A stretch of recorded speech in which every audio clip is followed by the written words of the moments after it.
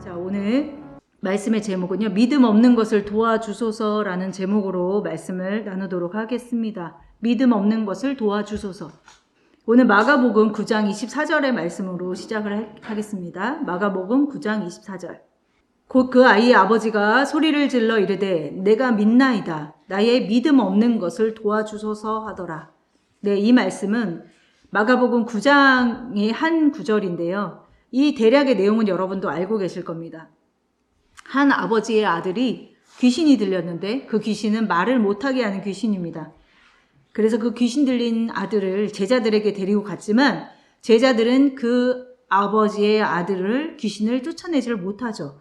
그래서 그 아버지가 지금 예수님께 나와서 소리질러 이르되 내가 믿나이다. 나의 믿음 없는 것을 도와주소서라고 하는 그러한 장면입니다.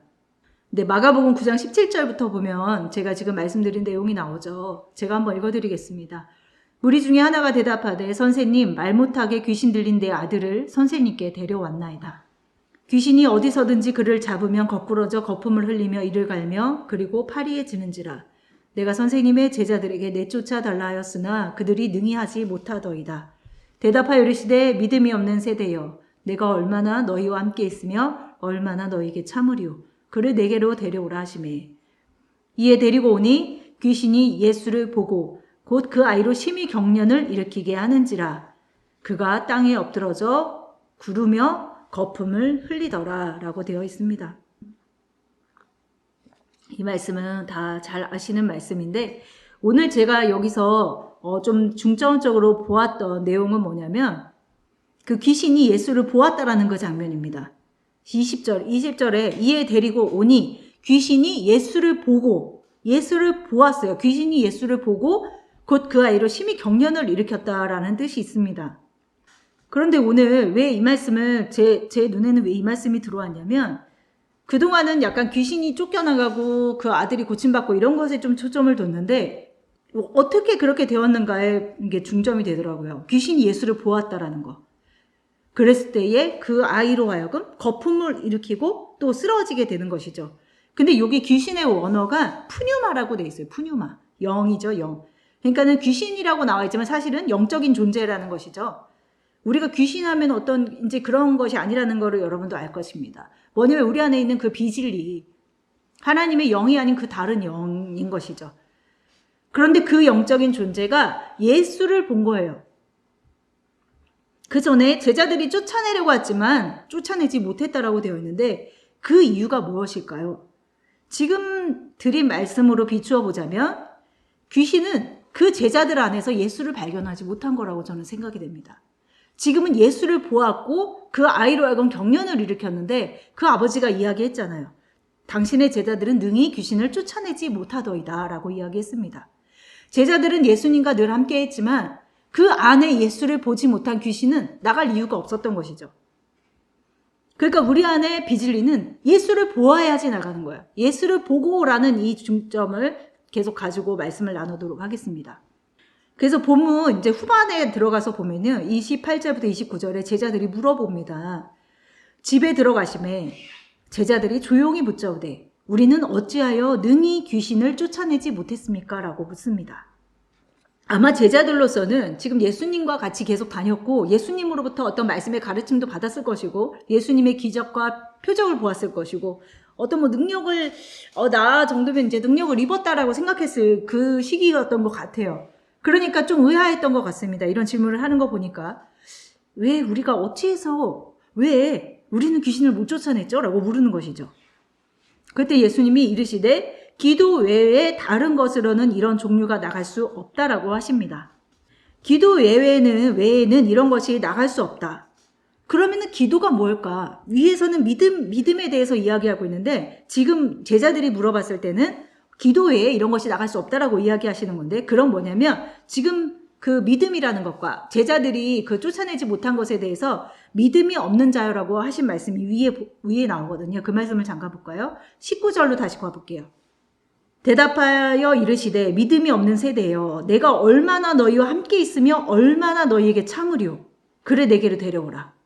그러니까 예수님은 이들과 함께 있었고 또 너에게 얼마나 참으리요 그를 내게로 데려오라 하면서 믿음이 없는 세대다라고 이야기하지만 맨 밑으로 내려가 보면 지금 읽은 말씀에 보면 왜 쫓아내지 못했습니까 했을 때는 기도 외에 다른 것으로는 이것이 나갈 수 없다라고 이야기하시죠. 즉 믿음과 기도는 하나인 거예요. 사실은 하나. 믿음이 없는 것과 또 기도로만 쫓아낼 수 있다는 것은 같은 이야기를 하고 있다는 것이죠. 그럼 기도가 무엇이냐? 기도는 내 안에 그리스도가 계신 것이 기도인 거예요. 계시게 하는 거. 내 안에 좀 더 본질적으로 이야기하면은 진리의 말씀이 내 안에 계신 거. 그랬을 때 귀신이 내 안에 있는 예수를 보고 비진리가 쫓겨나가게 되는 것인데 지금 제자들은 겉으로는 예수님과 함께 있고 함께 다녔고 동행하였지만 사실은 그 안에 정말 본질적인 그 예수가 계시지 않았다는 것이죠. 우리의 대부분의 기도는 거의 중언부언에 속하는 것이 많다라고 생각이 됩니다. 우리는 사실은 많은 기도를 지금 하면서 살잖아요, 사실은. 근데 그 중에서 정말 오늘 하나님께서 예수님께서 말씀하시는 그 귀신을 쫓아내는 기도는 과연 무엇일까? 그 귀신은 다른 영, 비둘리라고 말씀드렸습니다. 그 기도는 도대체 무엇일까요? 기도 외에는 이런 것이 나갈 수 없다 그랬는데, 그럼 우리가 이 기도가 무엇인지를 알아야 하잖아요. 그런데 우리의 기도가 이런 것을 제대로 알지 못하면 중언부언에 속할 수밖에 없다라는 것이죠. 의미 없는 기도. 뭐냐면 예수가 없는 기도가 중언부언이에요. 그 안에 본질이 빠진 기도는 다 중언부언이에요. 본질적인 그 예수에 대한 깨달음, 그 예수님의 그 본질을 갖지 않으면 우리의 기도뿐 아니라 우리가 하고 있는 모든 행위도 다 그냥 껍데기일 뿐이고 종교 행위일 뿐인 것이죠. 이 기도조차도 중언부언이냐 아니면 정말 이런 귀신을 쫓아내는 기도이냐는 그 안에 예수가 있느냐, 그러니까 진리의 말씀이 있느냐 없느냐인 것입니다. 그래서 예수님께서 그 가르쳐 주신 기도를 다 알고 계시죠. 주기도문인데 주기도문의 주된 내용은 뭐냐면 하나님의 나라가 임하는 것이에요. 하나님의 나라, 즉 하나님의 뜻이 내 안에 이루어지는 것, 그것이 바로 예수가 내 안에 계시는 것이죠. 그런 본질이 빠진 기도는 다 중언부언인 거예요. 그것이 곧 기도이고 그러한 기도가 귀신을 쫓아낼 수 있다는 것이죠. 내 안에 비질리, 또 다른 사람 안에 우리가 다른 사람을 위해서도 많은 기도하시잖아요. 뭐 중보도 해주시고 이러지만 그것이 정말 중언부언의 기도가 될 수도 있다는 것입니다. 자, 귀신이 예수를 보고 아이로 하여금 경련을 일으켰다라고 했는데 이러한 것들이 우리 안에 있어야 되고 교회 안에 있어야지만이 그것이 살아있는 교회고 예수가 있는 교회인 거예요. 말씀을 전하는데 그런 일이 없다 그러면은 그 말씀조차도 그냥 중언부언인 것이죠. 뭐냐면 우리 안에 막 진동이 일어나야 되고 우리 안에 경련이 일어나야 되는 거예요. 그럼 우리 안에 지금 예수가 계신 거예요. 전하는 말씀 속에 예수가 있는 거예요. 뭐냐면 진리의 말씀이 우리 가운데 비춰질 때, 우리 안에 비진리, 귀신의 영에 비춰질 때에 우리 안에 진동이 일어나는 거예요. 이것은 그냥 평안으로 임하는 것이 아니라 환난으로 당할 수도 있고 여러 가지 환경을 통해서 일어날 수도 있는 것이죠.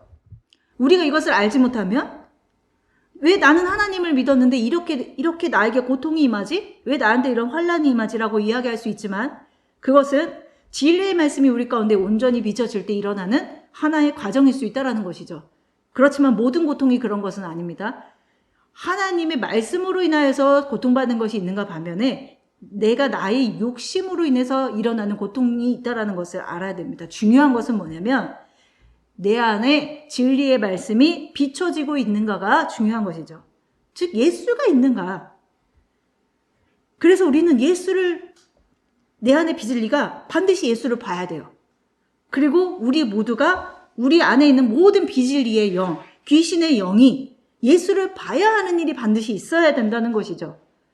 예전에는 귀신 들림하면은 그냥 어떤 이상한 행동을 하고 그런 사람은 귀신 들렸다라고 생각했지만 지금은 이제 그 깨달음에서 벗어나셔야 돼요. 비진리를 갖고 있는 나는요 귀신 들린 자인 거예요. 그러면 나는 비진리가 없는데 나는 뭐 다른 종교 믿은 적도 없고 그렇게 협소하게 생각하시면 안 되고요.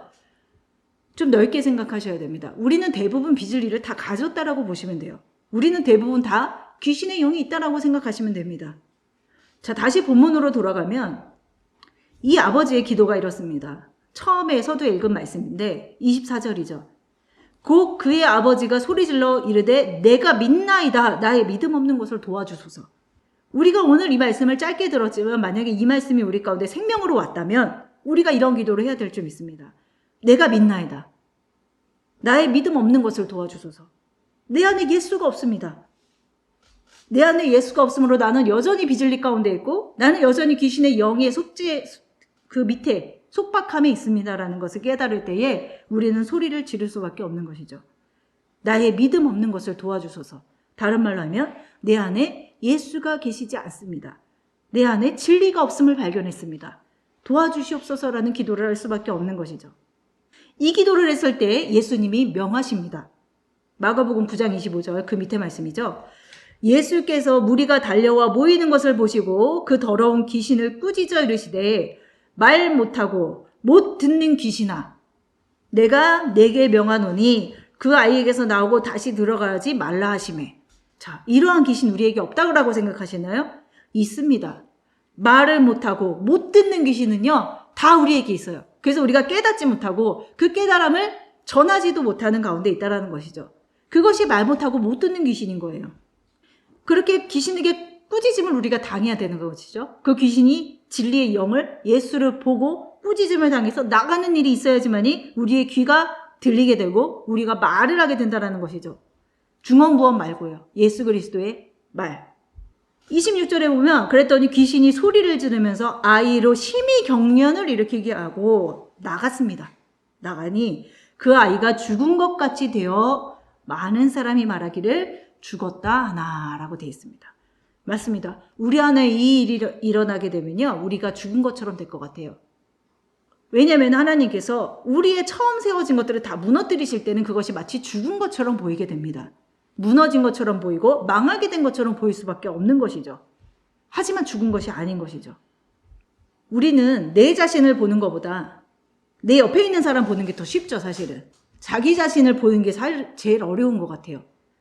우리의 삶 속에서 다른 사람의 어떤 모난 점이라든지 이런 것들은 잘 보이는데 사실은 나를 보기가 가장 힘들어요. 그런데 하나님께 가까이 가면 가까이 갈수록 남을 보는 것이 아니라 나를 보게 돼요. 그래서 우리가 계속 남을 보니 나를 보지 못하고 남을 보니까 뭘 하냐면 자꾸 중언부언을 하게 돼요. 내 자신을 살피지 못하고 내 안에 예수가 없음을 깨닫지 못하고 계속 남을 위해서 막 기도하는 거예요. 아, 저의 저러한 점이 하나님 앞에서 고쳐지길 원합니다. 저가 이제는 방황했는데 돌아오길 원합니다. 기도 내용은 되게 막 좋을 수도 있어요. 그런데 중요한 건 뭐냐면 지금 내 안에 예수가 없는 걸 발견하지 못하는 거예요. 그러니까 그 기도는 아무런 효력이 없어요. 왜? 이런 이유는 기도 외엔 나갈 수 없다라고 이야기하셨잖아요. 근데 그 기도가 그냥 중언부언의 기도를 말한 것이 아니고 그 기도 안에 예수의 진리의 말씀이 반드시 있어야 된다는 것이죠. 그 본질이 있어야 돼, 본질이. 근데 우리는 그냥 기도 열심히 하는 거예요. 남을 위해서. 어떤 사람의 그 악함을 놓고 막 기도하는 거예요. 그가 돌아오기를, 그가 깨어지기를, 그가 전도되기를. 그런데 하나님 보시기에는 다 중언부언인 거예요. 이런 기도로는 우리가 백날 기도해도 우리가 백날 시간을 정해놓고 기도한다 한들 이런 기도로는 그런 유가 나갈 수가 없는 거예요. 10년 동안 새벽 기도를 열심히 다녀도 내 안에 진리의 말씀 예수 그리스도가 계시지 아니하면 나는 여전히 비진리 가운데 계속 있을 수밖에 없다는 것이죠. 다시 한번 말씀드리지만 그 귀신 들림의 그 구조가 무너지는 것은요. 예수를 보았을 때만 일어나는 거예요. 서두에 나왔잖아요. 예수를 보았다. 누가? 귀신이 보았어요. 그런데 제자들에게는 귀신이 보지 못했어요. 그러니까 안 나가는 것이죠. 나갈 이유가 없는 것이죠. 저번 주에 기도 가운데에 제게 깨닫게 하셨던 부분이 뭐였냐면 기도할 때에 저도 그랬어요. 저도 남을 위해서 어떤 기도를 하고 내 자녀를 위해서 기도하고 이런 부분들이 있을 거 아니에요. 기도를 하는데 그것이 좀 더 명확하게 만약에 어떤 자녀를 놓고 기도했을 때 누구누구를 위해서 기도하는 그것이 무엇으로 바뀌냐면 나로 바뀌더라고요. 그 기도가 나로 바뀌더라고요. 내 자녀의 어떠어떠함이 결국엔 나인 것이고 근데 그것이 좀 더 확장돼서 우리라고 기도하게 되더라고요. 그러니까 너와 내가 아니라 우리. 그것이 한 세 사람이라고 생각이 됐어요. 처음에는 분리해서 기도했어요. 왜? 아마 제 안에 그게 있었던 것 같아요. 나는 하나님 앞에 기도하고 있어. 나는 그래도 말씀 봐. 그러니까 저 자녀는 구원을 받아야 자녀야. 저 사람은 구원받아야 돼. 이렇게 나눠져 있었단 말이에요. 그런데 어느 날 깨닫게 하시는 부분이 뭐냐면 그도 나도 구원받아야 될 자인 거예요. 그도 죄인이고 나도 죄인인 거예요. 그도 귀신 들렸고 나도 귀신 들린 거예요. 그런데 제가 그거를 은연중에 분리해서 생각했던 거예요. 그러니까 나는 계속 뭐하고 있었냐면 중언부언했던 거예요. 그 분리되었던 기도가 우리라는 그리고 하나의 모습, 하나의 한 사람으로 생각이 되면서 기도가 그렇게 바뀌어서 기도가 되더라고요. 결국 우리는 하나고 우리는 예수가 없는 존재이고 너나 나나. 그리고 구원받아야 될 존재임을 깨닫게 하신 것이죠. 우리는 구원을 꼭 받아야 되는 존재. 너는 이제 하나님도 안 믿고 교회도 안 나오고 그래서 너는 하나님 앞에 나와야 돼. 이게 아니라 교회에 매주 참석하는 나나 그나 다 구원이 필요한 존재들이었던 거예요. 만약에 내 안에 있는 예수를 그가 보았더라면 어쩌보면 하나님 앞에 가는 것은 더 빨랐는지도 모르죠. 결국엔 나예요, 나. 내 안에서 예수를 보지 못하는 거예요. 그러니까 결국에는 나인 거예요. 다른 사람 보기 전에 내 안에 예수 없음을 먼저 발견하는 것이 우선이라는 것이죠. 아까 기도와 믿음은 결국에 하나라고 말씀드렸는데 내 안에 예수가 없으면 믿음이 없는 거예요. 우리 믿음의 시작은요. 어디서부터 시작이 되냐면 내 안에 예수가 없다고 깨닫게 되는 그 순간부터 믿음의 시작인 것이죠. 그것이 시작될 때 귀신이 무엇을 보게 됩니까? 내 안에는 예수를 보게 돼요. 그리고 그때부터 무슨 일이 일어납니까? 내 안에 진동이 일어나게 되어 있습니다. 그 아이에게 그 아이에 있는 귀신이 예수를 보았을 때에 그 안에서 경련을 일으켰던 것처럼 내 안에 예수 없음을 고백하고 예수의 꾸짖음이 그때부터 시작될 때에 이것이 점진적으로 일어날 수도 있고 그건 모르죠. 그건 하나님의 일이기 때문에 그 귀신이 쫓겨나가게 되는 일이 우리 가운데 또 우리 교회 가운데에 있게 되는 것이죠. 이 시대에 많은 이들이 누구누구 그런 한 사람이 아니라 많은 이들이 다 귀신의 처소가 된 것 같아요. 귀신의 처소로 사는 것 같아요. 왜 깨닫지 못하니까. 지금이 마지막 때라고 우리는 계속 마지막 때라고 이야기했지만 정말 시대적으로 볼 때에 정말 마지막 때라고 이야기하지 않을 수가 없는 시대에 우리가 살고 있습니다. 하나님은 이때에 그 안에 예수가 있는 자들을 찾고 계실 것 같아요. 왜? 구원의 일을 하셔야 되잖아요. 추수의 일을 하셔야 되잖아요. 그런데 다 예수가 있는 줄 착각하며 사는 자들밖에 없다면 하나님께서 누구를 통해서 일하실 건가 하는 것이죠. 마태복음 9장 35절부터 보겠습니다. 예수께서 모든 도시와 마을에 두루다니사 그들의 회당에서 가르치시며 천국 복음을 전파하시며 모든 병과 모든 약한 것을 고치시니라. 무리를 보시고 불쌍히 여기시니 이는 그들이 목자 없는 양과 같이 고생하여 기진함이라. 지금 이런 때라고 봅니다. 근데 이것도 다른 사람으로 생각하지 마세요. 지금 목자가 없다는 건 내 안에 예수가 없고 고생하며 기진하는 나를 먼저 보세요. 그리고 귀신 들린 나. 이에 제자들에게 이르시되 추수할 것은 많되 일꾼이 적다라고 하시고 그러므로 추수하는 주인에게 청하여 추수할 일꾼들을 보내주소서 하라 하신지라 라고 이야기하신 것이죠. 지금 이 시대에 하나님은 추수할 일꾼들을 찾고 계세요. 초대교회 때도 제자들을 통해서 그 추수의 일을 하셨다면 지금 이 마지막 때에도 영적으로 진리의 말씀으로 추수할 일꾼들을 찾고 계시는 것인데 우리 예비교회가 특별히 또 마지막 때 일꾼, 다 그렇겠지만 예비교회뿐 아니라 마지막 때의 일꾼을 양육하는 또 사명을 갖고 있고 그렇다면 우리 안에 우리가 정말 깨달아야 될 것 같아요. 내가 하나님의 그 추수의 일꾼으로 사용을 받으려면요, 쓰임을 받으려면 내 안에 예수가 계셔야 돼요. 내 안에 예수가 계시지 않으면 지금 예수님이 하신 이 일들이 일어나지가 않아요. 모든 병과 약한 것을 고치는 일. 제자들이 아까 그 아이의 귀신을 쫓아내지 못했던 것처럼 우리 역시 그럴 거란 것입니다. 하지만 우리 안에 예수가 계신다면 우리 안에 뭐가 되냐면 무리를 보고 불쌍히 여김이 있게 되는 거예요. 그리고 우리가 추수할 일꾼으로서 하나님의 말씀을 가지고 예수를 비추는 자들이 될 수 있다는 것이죠. 마태복음 8장 16절부터 17절에 보면요. 저물매에 사람들이 귀신 들린 자를 많이 데리고 예수께 오거늘 예수께서 말씀으로 귀신들을 쫓아내시고 병든 자들을 다 고치시니 이는 선지자 이사야를 통하여 하신 말씀에 우리의 연약한 것을 친히 담당하시고 병을 짊어지셨다 함을 이루려 함이로다. 예수님 자체가 말씀이셨잖아요. 근데 예수님이 말씀으로 고치셨다라고, 말씀으로 쫓아내셨다라고 하고 계십니다.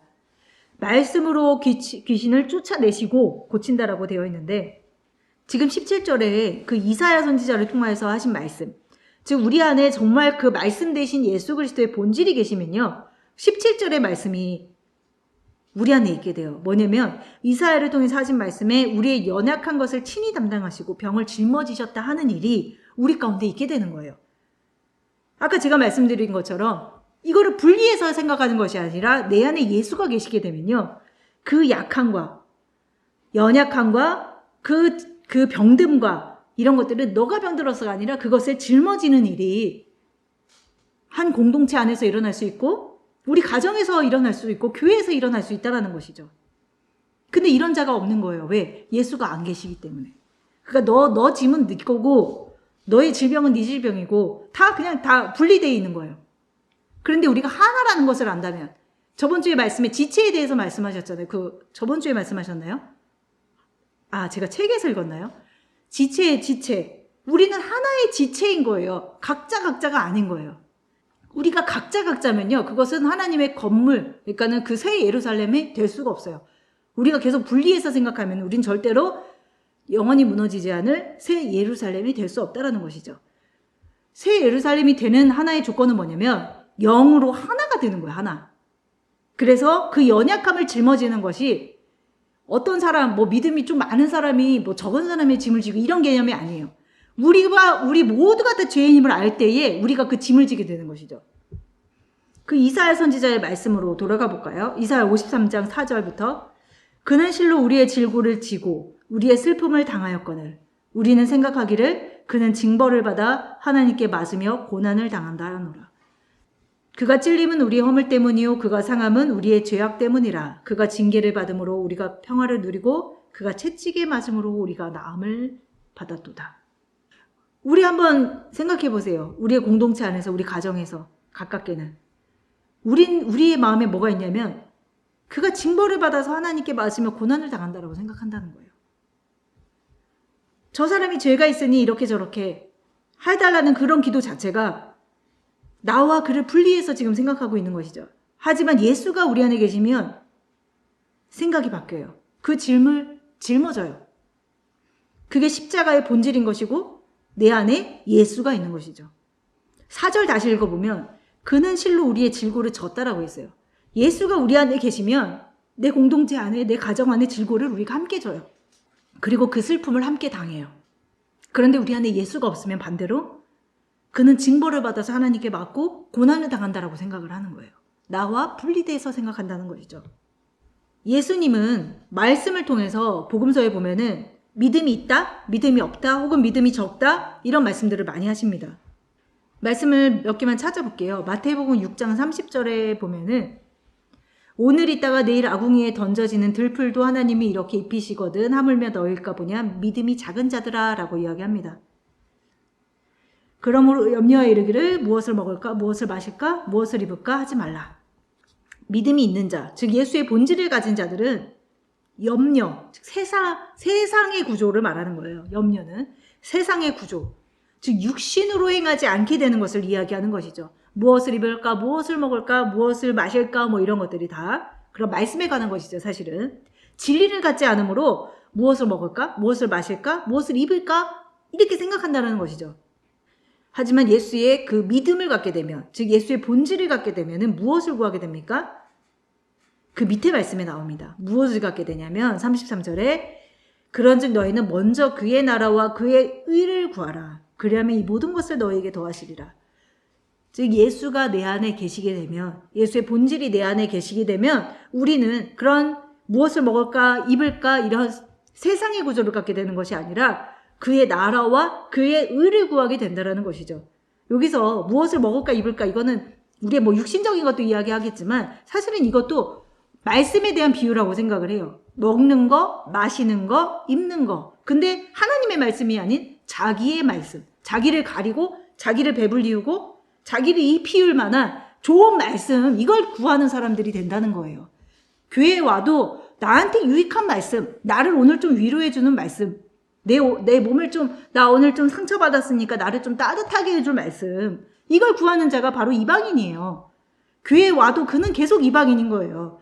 그런데 진리의 말씀이 우리 안에 계시면 그걸 구하는 게 아니라 하나님의 나라와 의를 구하는 자가 된다는 것이죠. 그리고 마태복음 9장 22절의 말씀에 보면은 그 혈루병 여인의 말씀이죠. 예수께서 돌이켜 그래 보시며 이르시되 딸아 안심하라 내 믿음이 너를 구원하였다 하시니 여자가 그 즉시 구원을 받았습니다. 그 여자 안에 있는 그 병이 무엇을 보았죠? 예수를 보았어요. 예수의 그 옷자락을 잡았는데 그것이 말씀을 뜻하잖아요. 우리가 많이 들어서 알고 있습니다. 지금 이 여인은 자기의 소유를 다 잃어버린 것으로 나와요. 그 병으로 인해서 많은 의사들을 찾아다니면서 재산을 다 허비한 것으로 나오죠. 근데 이는 무엇을 나타내냐면 자기의 소유가 없는 상태예요. 그는 무엇을 바랄 수밖에 없냐면 예수님의 그 말씀, 옷자락만 만져도 내가 낫겠다라는 그 믿음만 남은 거예요. 그러니까 예수님이 이 여인을 보시고 너 안에 믿음이 있구나라고 말씀하신 거죠. 즉 자기의 무엇을 입을까 먹을까 이것은 이미 없어진 다 허비된 상태인 거예요. 그러니까 오직 말씀만을 붙드는 상태에 된 것이죠.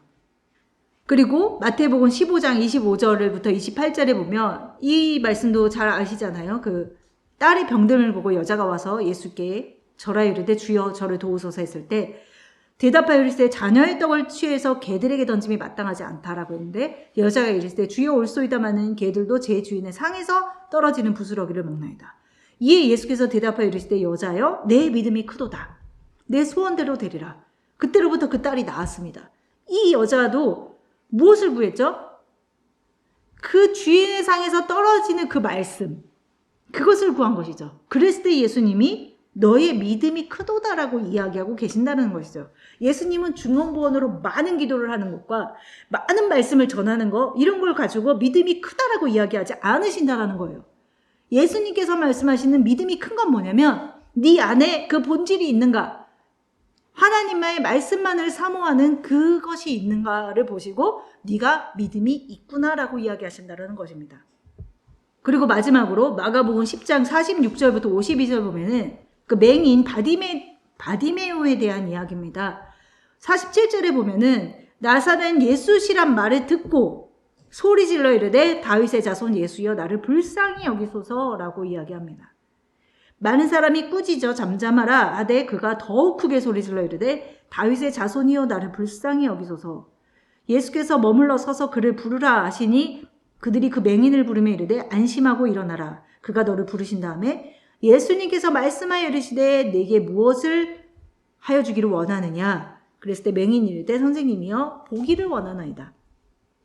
예수께서 이르시되 가라 내 믿음이 너를 구원하였다. 라고 하시니까 그가 곧 보게 되어서 예수를 길에서 따르니라 라는 말씀이 있습니다. 지금 맹인도 항상 그 길거리에 앉아서 그 여리고에 앉아서 길가에 앉은 자였잖아요. 바디메오가 길가에 앉은 자인데 나사렛 예수시란 그 말을 들은 거예요. 그 말을 듣고 소리 질러서. 그러니까 우리는 예수를 보는 일이 반드시 우리 가운데 있어야만 된다는 것이죠. 지금 맹인 바디메오도 예수가 지나간다는 그 소식을 듣고 소리 질러서 그 제자들이 막 만류했잖아요. 그럼에도 불구하고 그 맹인 거지가 더 크게 소리 질렀다라고 되어 있습니다. 그러니까 우리의 초점은 뭐에 있어야 되냐면 먹는 거, 입는 거, 나를 좀 따뜻하게 해줄 말씀, 나를 위로해 줄 말씀 이거 하면요. 예수 절대 못 만나요. 무엇을 먹을까, 무엇을 입을까, 무엇을 위해 뭐 할까. 이것이 말씀에 대한 비유라고 했어요. 근데 그런 말씀만 찾아다니시면요. 예수님 못 만나요. 그러면 그들은 뭐라고 책망받냐면 믿음이 없다라고 책망받아요. 우리가 구할 것은요. 예수님 보기를 원해야 돼요. 나의 기준으로 예수님 찾으면 예수님 못 만납니다. 오직 그 하늘의 말씀, 진리의 말씀이 그 예수를 보기를 원하는 그 부르짖음이 우리 가운데 있을 때에 내 안에 있는 비진리가 예수를 보게 돼요. 그리고 내 안에 진동이 있게 되고 무너짐이 있게 되고 죽은 자같이 되겠죠. 죽은 자같이 될 것이고 그것은 죽은 것이 아니라 다시 세우심을 받는 과정인 것이죠. 우리가 지금 우리 교회가 이 과정 속에 가고 있다라고 저는 믿습니다. 그래서 우리가 정말 말씀 안에서 예수 보기를 원하여서 간절히 기도하는 우리 모두가 되었으면 좋겠습니다.